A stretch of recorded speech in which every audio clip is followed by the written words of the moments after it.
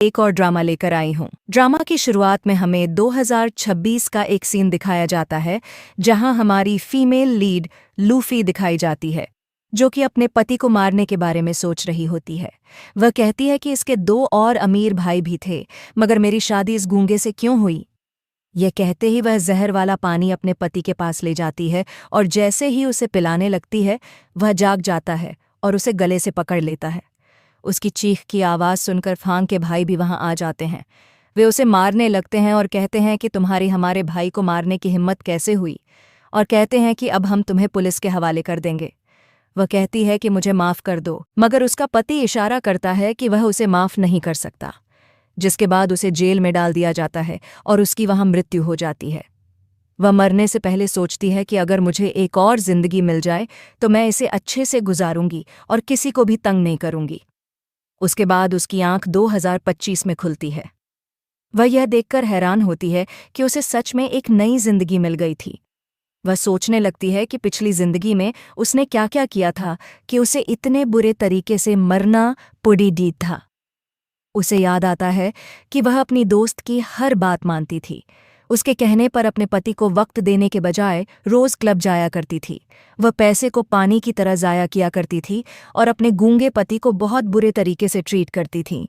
और जब उसने अपने पति को मारना चाहा तो उसके पति के भाइयों ने उसे पुलिस के हवाले कर दिया और वह मर गई।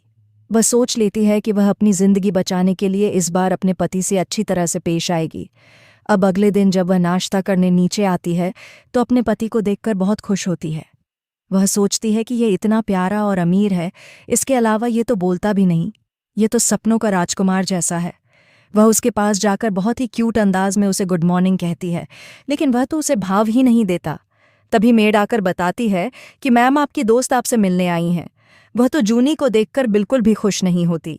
जूनी कहने लगती है कि लूफी भले ही फांग अमीर और खूबसूरत है, लेकिन वह बोल नहीं सकता तो तुम्हें उसके साथ नहीं रहना चाहिए। जो सुनकर लूफी समझ जाती है कि जूनी उससे जलती है और उसके पति को छीनना चाहती है। वह कहती है कि जूनी, तुम हर रोज़ मेरे घर क्यों आ जाती हो, मेरे और फांग के दरमियान लड़ाई डालने। तुम हमेशा कहती रहती हो कि वह बोल नहीं सकता, वह अच्छा नहीं है। तो चलो मैं तुम्हें बता देती हूँ कि मैं फांग के साथ बहुत खुश हूँ। यह सुनकर जूनी तो हैरान हो जाती है और सोचती है कि लूफी तो बहुत ही बदतमीज़ थी, ये इतनी अच्छी कब से हो गई। और कहने लगती है कि यार तुम कितनी अच्छी हो, इतना जुल्म सहने के बाद भी कैसे फांग की अच्छाई कर रही हो। यह सुनकर लूफी तो तंग आ जाती है और अपनी हेल्पर से कहती है कि आंटी झांग, मुझे वो लोग पसंद नहीं जो मेरे पति के बारे में बुरा भला बोलते हैं, तो आप ऐसे लोगों को अंदर मत आने दिया करें। यह कहते हुए वह उसे घर से बाहर निकलवा देती है। हेल्पर आकर पूछती है कि मैम आपकी तबीयत तो ठीक है, आप ऐसी तो नहीं थीं, आप तो अपनी दोस्त की हर बात मानती थीं और मिस्टर फांग को तंग करके आपको बहुत मज़ा आता था। वह बताती है कि कैसे लूफी ने पहली बार फांग के लिए खाना बनाया और उसमें शीशे के टुकड़े डाल दिए थे, यह कहते हुए कि फांग तो वैसे भी बोल नहीं सकता, तो उसे इन शीशे के टुकड़ों से क्या ही हो जाएगा। वह यह भी बताती है कि लूफी कैसे फांग को कमरे से बाहर निकाल दिया करती थी, यह कहते हुए कि उसे एक गूंगे इंसान के साथ रहने में शर्म आती है। जो सुनकर लूफी सोचती है कि क्या मैं इतनी बुरी थी, शायद इसीलिए मेरी इतने बुरे तरीके से मौत हो गई थी। वह कहती है कि आंटी आप बिल्कुल भी फिक्र नहीं करें, अब मैं बदल गई हूँ और अब से मैं फांग का ख्याल रखूंगी। तभी फांग को देखकर वह उसके पास पानी ले जाती है, लेकिन फांग ग्लास को साइड पर कर देता है, जिसकी वजह से सारा पानी उस पर गिर जाता है।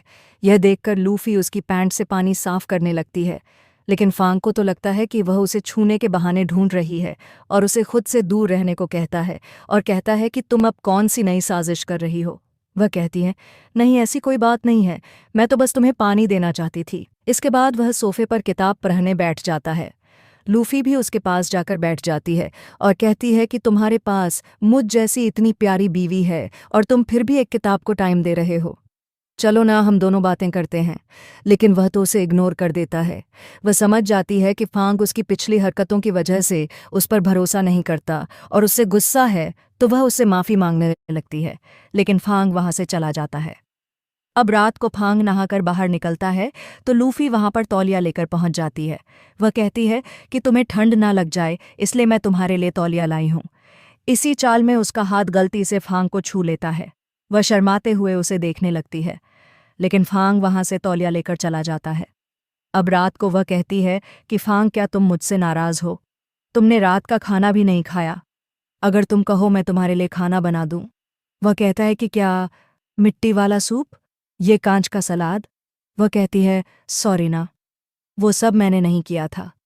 पहले मेरे अंदर एक बुरी आत्मा घुस गई थी, लेकिन अब मैं बिल्कुल ठीक हूं और सब सही करना चाहती हूं।